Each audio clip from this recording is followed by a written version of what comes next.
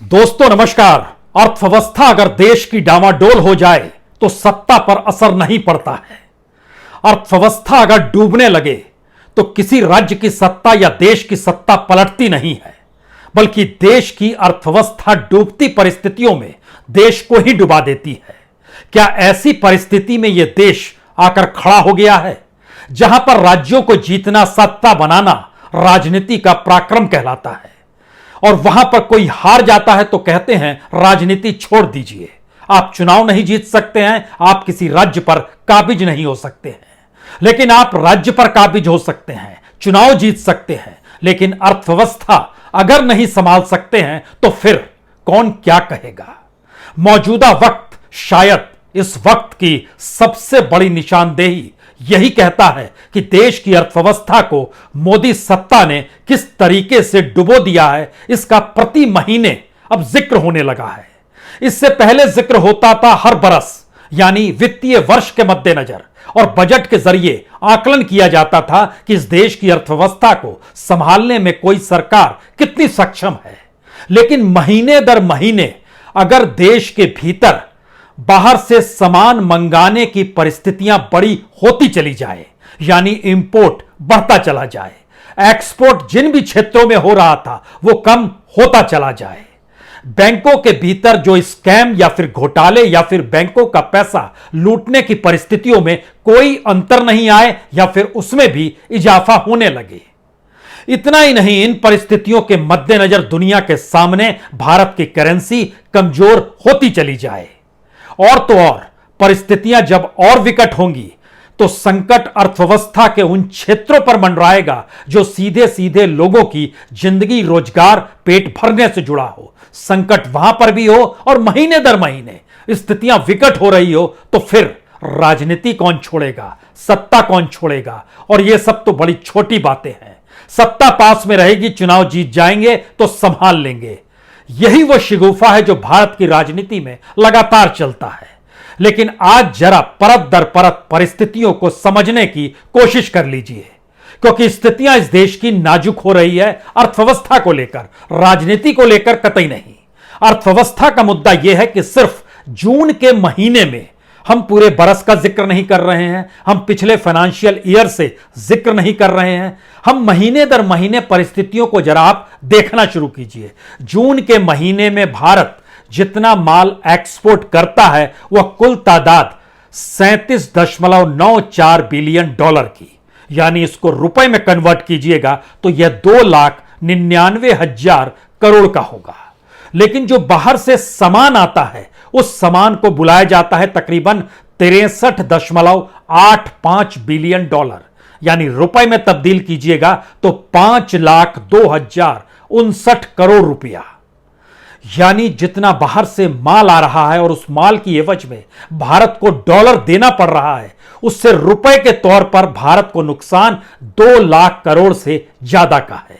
अगर डॉलर की स्थिति में लाएंगे तो लगभग 25.63 बिलियन डॉलर भारत का व्यापार घाटे में चल रहा है। सवाल यह नहीं है, घाटे में लगातार चल रहा है, और यह मैसेज है कि घाटा लगातार बढ़ते चला जाएगा, महीने दर महीने बढ़ता चला जाएगा। पिछले फाइनेंशियल ईयर में 193 बिलियन डॉलर इतना घाटा था भारत के ऊपर में, व्यापारिक घाटा। इस बार यह मानकर चला जा रहा है कि यह लगभग 300 बिलियन डॉलर तक पहुंच जाएगा, क्योंकि डॉलर के मुकाबले रुपया इतना कमजोर हो चला है कि आज तक इतना कमजोर कभी नहीं था। और दुनिया के बाजार से आपको माल मंगाना है। सवाल इसके आगे का है। सवाल सिर्फ पेट्रोलियम पदार्थ भर का नहीं है। पेट्रोलियम पदार्थ तो लगातार हम इंपोर्ट करते रहे हैं, इस बार भी कर रहे हैं। हां, डॉलर के मुकाबले रुपया कमजोर हुआ तो तकरीबन उस पर असर 20 बिलियन डॉलर का पड़ गया। क्या कीजिएगा, रुपया कमजोर है, बाहर से माल मंगाना है, अपने पास एनर्जी को लेकर हमारे पास कोई वैकल्पिक सोच नहीं है, देश के भीतर का कोई इंफ्रास्ट्रक्चर उस पॉलिटिकल सिस्टम के आश्रय नहीं है जो कि अनेक अनेक राज्यों पर सत्ता कायम हो जाती है, लेकिन अर्थव्यवस्था को लेकर कोई व्यवस्था नहीं है। जब आरोप लगाते हैं तेलंगाना के मुख्यमंत्री चंद्रशेखर राव कि हम पर यह दबाव डाला जाता है कि कोयला आपको अडानी ग्रुप से खरीदना है और 6 गुना ज्यादा कीमत पर वो बेचते हैं, तो बताइए इसका मतलब क्या है। यह मुख्यमंत्री का बयान है, लेकिन इकोनॉमी को लेकर एक मुख्यमंत्री का सवाल नहीं है। सवाल तो यह है कि क्या कोयला भी हमारे पास नहीं है। सिर्फ जून के महीने में 3 गुना ज्यादा कोयला आयात करने की परिस्थिति में भारत आकर खड़ा हो गया, और 3 गुने का मतलब यह है तकरीबन $6.4 बिलियन, और इसका मतलब रुपए में है 50,558 करोड़। यह हम कोयले के आयात पे खर्च कर रहे हैं। उससे पहले जो महीना था उसमें 42,000 करोड़ रुपया दे रहे थे मई के महीने में, अब दे रहे हैं 50,000 करोड़ रुपया। एक महीने और पहले चले जाइएगा अप्रैल के महीने में, तो यह लगभग 35,000 करोड़ था। उससे पहले चले जाइएगा तो 22,000 करोड़ था। उससे पहले चले आइएगा तो 12,000 करोड़ था। 12,000 से जनवरी के महीने से हम बढ़ते बढ़ते 50,000 करोड़ रुपया पार कर गए। यानी दुनिया के मानचित्र पर जब कोयले के उत्पादन को लेकर जिन देशों का जिक्र होता है, वहां पर कोई उंगली रख दे तो वह भारत पर ही पड़ेगी। लेकिन बावजूद इसके जमीन के नीचे कोयला है, लेकिन उस कोयला को निकालना और दुनिया के बाजार में उपलब्ध कोयले की तुलना में अपनी मार्केट इकोनॉमी को उसके साथ जोड़ना, यानी प्राइस इंडेक्स को उसके पैरेलल में लाना, हम इसको लेकर भी कोई उपाय नहीं कर पाए हैं। अगला सवाल यह है कि हम जब इंपोर्ट लगातार बढ़ा रहे हैं, एक तो पेट्रोलियम प्रोडक्ट का, दूसरा कोयले का आयात बढ़ गया, तीसरा इस दौर में गोल्ड का इंपोर्ट भी बढ़ गया, और गोल्ड पर इंपोर्ट ड्यूटी पिछले शुक्रवार से ही सरकार ने बढ़ा दी है। यानी पहले 10.75% था, उसको बढ़ाकर सरकार ने 15% कर दिया। सरकार इन परिस्थितियों में यह नहीं समझ पा रही है कि लगातार डॉलर के मुकाबले जब रुपया कमजोर है, दुनिया के बाजार से जो गोल्ड भी मंगा रहे हैं उनकी कीमत पर भी असर पड़ेगा, भारत के बाजार पर भी असर पड़ेगा, भारत के कंज्यूमर पर भी असर पड़ेगा। यानी दोनों तरह का सोना है, काला सोना भी, पीला सोना भी, और एनर्जी का सोना पेट्रोलियम पदार्थ। यानी बेसिक नीड जिस देश की होती है अपनी इकोनॉमी को लेकर, हम उसको बाहर से मंगाते हैं। लेकिन भारत की पहचान तो दुनिया के बाजार में बहुत सारे प्रोडक्ट्स को लेकर एक्सपोर्ट करने की रही है। ऐसा नहीं है कोई एक्सपोर्ट पर ब्रेक लग गई, बिल्कुल नहीं। लेकिन एक्सपोर्ट कर पाने की परिस्थितियां कम क्यों हो रही है? इस देश के भीतर में हम एक्सपोर्ट करने जितना उत्पादन क्यों नहीं कर पा रहे हैं? क्या दुनिया के बाजार में नहीं ठह पा रहे हैं, या फिर भारत के भीतर का इंफ्रास्ट्रक्चर कुछ ऐसा डामाडोल हो गया है जहां पर इससे पहले जिस माल का एक्सपोर्ट भारत बड़ी तादाद में करता था उसमें भी कमी आने लगी है। मसलन इंजीनियरिंग गुड्स, इसमें जो कमी आई है, छोटी मोटी कमी नहीं आई है, 72,594 करोड़ रुपए, यानी लगभग $9.19 बिलियन की इसमें कमी आ गई है। जो एक्सपोर्ट होता था, जो ड्रग एक्सपोर्ट था भारत का, उसमें लगभग $2 बिलियन यानी तकरीबन 16,000 करोड़ रुपए की उसमें कमी आ गई है। और टेक्सटाइल और यार्न, इसको लेकर भी भारत जो एक्सपोर्ट किया करता था उसमें भी तकरीबन $92.5 मिलियन यानी तकरीबन 7,306 करोड़ रुपए की कमी आ गई है। अगला सवाल है, भारत इस दौर में एक्सपोर्ट सबसे ज्यादा किसका कर रहा है? आपको जानकर हैरत होगी, इसके लिए कोई प्रोडक्शन भारत को नहीं करना है। भारत का मैक्सिमम एक्सपोर्ट उसी चीज का एक्सपोर्ट है जिसका मैक्सिमम भारत इंपोर्ट करता है, पेट्रोलियम प्रोडक्ट्स। पेट्रोलियम प्रोडक्ट्स का एक्सपोर्ट 98% भारत का बढ़ गया है। कैसे बढ़ गया है? भारत में इसका प्रोडक्शन नहीं होता है। दरअसल रशिया से जो 30% कम कीमत पर दुनिया के बाजार से भारत को प्रति बैरल कच्चा तेल मिल रहा है, उसको यहां की कंपनियां खरीदती है, और वह कंपनियां उस तेल को मुनाफे के साथ दुनिया की कीमत, दुनिया के बाजार की जो कीमत है पेट्रोलियम प्रोडक्ट्स की, उसकी तुलना में कम कीमत में 30% वहां से छूट मिल गई, तो मानिए 10% या 5% या 2% की कमी पर भी अगर वो पेट्रोलियम प्रोडक्ट वर्ल्ड मार्केट की तुलना में आप यूरोप को बेचने लगते हैं, यूरोपीय देशों को बेचने लगते हैं, क्योंकि आपको रशिया से मिल रहा है, उसका प्रोडक्शन हमारे यहां से दुनिया के बाजार में होने लगा। यानी ये एक वाया माध्यम है। युद्ध की परिस्थितियों में और रशिया की मौजूदा जरूरत में भारत जो उसके साथ चाहिए, उसका लाभ भारत को पेट्रोलियम प्रोडक्ट्स को मिल रहा है, और 98% एक्सपोर्ट पेट्रोलियम प्रोडक्ट का जून के महीने में बढ़ गया। कमाल की चीज है। यानी हम किस माध्यम से अपने देश के एक्सपोर्ट को आगे बढ़ाएं। इसके अलावा भी एक दो प्रोडक्ट्स हैं, ऐसा नहीं है कि एक्सपोर्ट इन क्षेत्रों में बढ़ा है। जानकारी आई इलेक्ट्रॉनिक गुड्स की, जो रेडीमेड गारमेंट्स हैं, जो ज्वेलरी है, इसके भी एक्सपोर्ट बढ़े हैं, इससे कोई इनकार नहीं है। लेकिन इंपोर्ट की तुलना में जब भारत का घाटा एक महीने का 2 लाख करोड़ से ज्यादा का हो तो संकट ये पहला संकट है, कितना गहरा हो सकता है। इसका दूसरा संकट असर पड़ता है भारत की उस रिजर्व इकोनॉमी को लेकर, जो कहते हैं कि हमारे पास तो डॉलर भरा पड़ा है, सोना भरा पड़ा है, और हमारे पास इतना पैसा है कि हम किसी तरीके से श्रीलंका नहीं हो सकते हैं, बांग्लादेश नहीं हो सकते हैं, नेपाल नहीं हो सकते हैं, मालदीव नहीं हो सकते हैं, सीरिया नहीं हो सकते हैं, ब्राजील नहीं हो सकते हैं। कहने की बात है, हमारा रिजर्व जिस तरीके से डाउनफॉल की दिशा में है, अगर उसको आप देखिए तो 31 दिसंबर 2021 हमारे पास रिजर्व था $634 बिलियन, और बार बार इसको एडवर्टाइज किया जाता था कि देखिए 600 बिलियन से ज्यादा का है और 650 बिलियन जल्दी हो जाएगा, इतना हमारे पास रिजर्व मनी है। लेकिन रिजर्व बैंक की रिपोर्ट ने बतलाया, जो लास्ट रिपोर्ट आई 24 जून तक की, यानी 2 हफ्ते पहले तक की, उस 24 जून तक में हम लगभग $41 बिलियन इस बरस में खर्च कर चुके हैं, कम हो चुका है। ठीक वैसे ही इसकी स्थिति को समझिए, जब रुपया डॉलर के मुकाबले सस्ता होता गया और भारत के बाजार में क्राइसिस महंगाई दर के साथ बढ़ती चली गई, तो अंतर्राष्ट्रीय बाजार में भी हम जितना माल जितने रुपए में ले सकते थे, उसकी तुलना में हमें रुपए ज्यादा देने पड़े, क्योंकि डॉलर से ही भुगतान अंतर्राष्ट्रीय बाजार में होता है। तो इसका असर यह पड़ा कि $41 बिलियन इस एक बरस में जनवरी से जून तक खर्च हो गया, और हम जो $634 बिलियन पे थे, वह घटते घटते $593 बिलियन पर आकर खड़े हो गए। राजनीति साध सकते हैं, इकोनॉमी कैसे साधिएगा? और इकोनॉमी नहीं साधी जाती है तो कोई नहीं कह सकता है कि आप राजनीति को छोड़ दीजिए, क्योंकि इसका दूसरा हिस्सा जिस स्थिति में आता है, हम बार बार डिजिटल इकोनॉमी का जिक्र करते हैं, लेकिन भारत का जो कैश ट्रांजैक्शन है, दुनिया के टॉप 50 देशों की कतार में, जो बड़े विकसित देश हैं, बड़े विकासशील देश हैं, उस कतार में जब आइएगा, पहले नंबर पर जापान है, दूसरे नंबर पर हांगकांग है, तीसरे नंबर पर इंडिया है, जो कैश ट्रांजैक्शन सबसे ज्यादा हो रहा है जिस देश के भीतर में। यानी इकोनॉमी को लेकर सरकार की सोच और अर्थव्यवस्था के आश्रय जिंदगी चलाने को लेकर एक आम नागरिक की सोच, जनता की सोच, उसको समझ में आ रहा है कि दरअसल तेल आटे का भाव क्या है। उसे समझ में आ रहा है कि दरअसल इस इकोनॉमी से 2-4 कैसे होना है, क्योंकि पॉलिसीगत तरीके से तो हम 2-4 सरकार की नीतियों के आश्रय हो ही नहीं सकते हैं।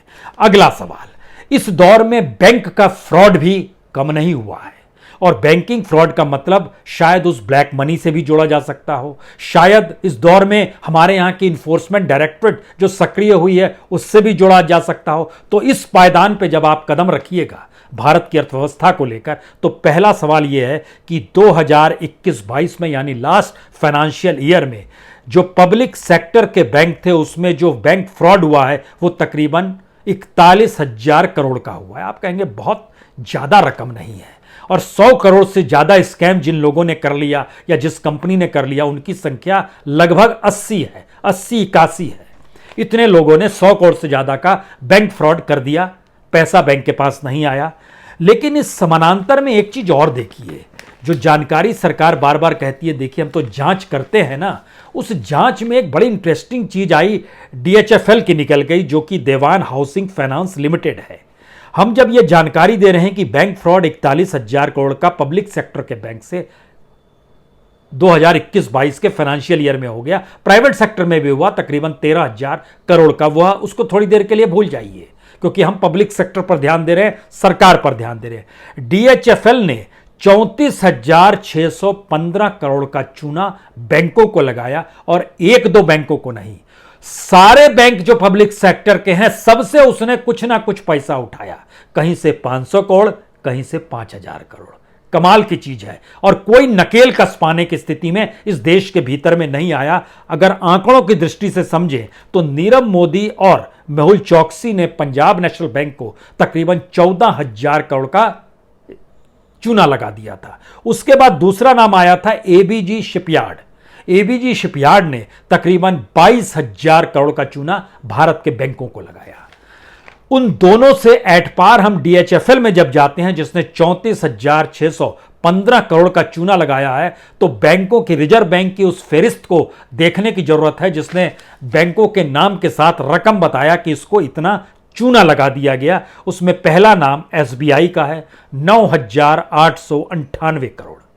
दूसरा नाम उसमें आता है 6,662 करोड़ यूनियन बैंक का। Central Bank of India 1,030 crore. Bank of Baroda 1,959 crore. Bank of India 4,750 crore. Bank of Maharashtra 1,170 crore. Indian Bank 2,150 crore. Punjab and Sind Bank 1,385 crore. UCO Bank 500 crore. PNB 3,802 crore. सारे बैंकों की पूरी फहरिस्त है। सवाल यह था कि जब आप किसी एक पब्लिक सेक्टर के बैंक को चूना लगा रहे हैं, तो सरकार की कौन सी पॉलिसी है जो इकोनॉमी को संभालती है, और वो संभल नहीं पाई कि आरबीआई के भीतर बैठे 2 दर्जन डायरेक्टर्स का ध्यान इस दिशा में नहीं गया कि एक के बाद एक चूना लगते चला जा रहा है, एक ही दिन अप्लाई नहीं किया गया। यह रिजर्व बैंक का पूरा डाटा बतलाता है, उसके अपने डॉक्यूमेंट्स बतलाते हैं। जो एप्लीकेशंस दी गई डीएचएफएल के जरिए, धीरे धीरे हर जगह से पैसे लेकर उसको सक किया जा रहा था, जो पब्लिक सेक्टर के बंद बैंक थे। और उसमें 1 दर्जन से ज्यादा बैंकों को आप एक लाइन से चूना लगाते चले जाते हैं। और आईडीबीआई को भी चूना लगाया गया 1,806 करोड़ का। फेडरल बैंक को लगाया गया 300 करोड़ का। गजब की चीज है, इकोनॉमी नहीं संभल पा रही है। और इसी दौर में इकोनॉमिक ऑफेंस को लेकर या मनी लॉन्ड्रिंग को लेकर इस देश के भीतर में ईडी सबसे ज्यादा सक्रिय है। उसकी सक्रियता क्या आपको कोई लाभ नहीं पहुंचाती है? इस देश के रेवेन्यू को बचा नहीं पाती है? जो लूटना चाहते हैं लूट कर चले जाते हैं। क्योंकि इस दौर में स्विस बैंक का भी जब आंकड़ा आया था, तो उसने बताया था कि भारतीयों का जो पैसा है वहां पर, वह 30,500 करोड़ हो गया है। यानी वह भी हाइट पर है। वो पैसा कहां से आ रहा है, किसके जरिए आ रहा है? लेकिन अगर आप इस दौर में मनी लॉन्ड्रिंग को लेकर ईडी का कच्चा चिट्ठा निकालेंगे तो आप हैरत में आ जाएंगे। एक चीज जान लीजिए, मनी लॉन्ड्रिंग यानी ईडी जैसे ही बना, उसके बाद मनी लॉन्ड्रिंग का जो शुरुआत होती है उस साल वो मनमोहन सिंह का काल था, 2004-5 का। 2004-5 से 2014 तक इस देश के भीतर में मनी लॉन्ड्रिंग को लेकर ईडी ने सिर्फ 112 जगहों पर छापे मारे थे। 10 साल में 112 जगहों पर छापे। मोदी काल में ये छापे 2,974 बार मारे जाते हैं। तो जाहिर है ब्लैक मनी होगी, मनी लॉन्ड्रिंग हो गई होगी। पैसा लाना चाहिए, इस दौर में ब्लैक मनी नहीं बननी चाहिए। अर्थव्यवस्था को संभालने का मतलब तो यही है, अन्यथा जनता पर टैक्स का बोझ डालिए। वो बोझ कैसे डाला गया है जरूर बताएंगे आपको। लेकिन इस दौर में देखिए जो एसेट अटैच किए गए ईडी के जरिए, मनमोहन सिंह के 10 साल में 5,346 करोड़ के, इस दौर में 95,432 करोड़ के। अब इसके बावजूद भी इस देश में क्या इतना करप्शन था कि मनमोहन सिंह नहीं मारवा रहे थे छापे, या फिर उनकी ईडी अटैच नहीं कर रही थी संपत्ति, इस दौर में करने लगी? तो उस दौर की इकोनॉमी को संभालने की परिस्थिति और इस दौर की इकोनॉमी संभालने की परिस्थिति अंतर क्यों है? बैंक कंगाल इस दौर में क्यों है, उस दौर में क्यों नहीं थे? लोग उस दौर में ईएमआई कैसे चुका देते थे, अब क्या मुश्किल है? उस दौर में रोजगार क्यों था, अभी रोजगार क्यों नहीं है? ये सारे सवाल मनमोहन सिंह से प्रेम का नहीं है, ये भारत का सवाल है।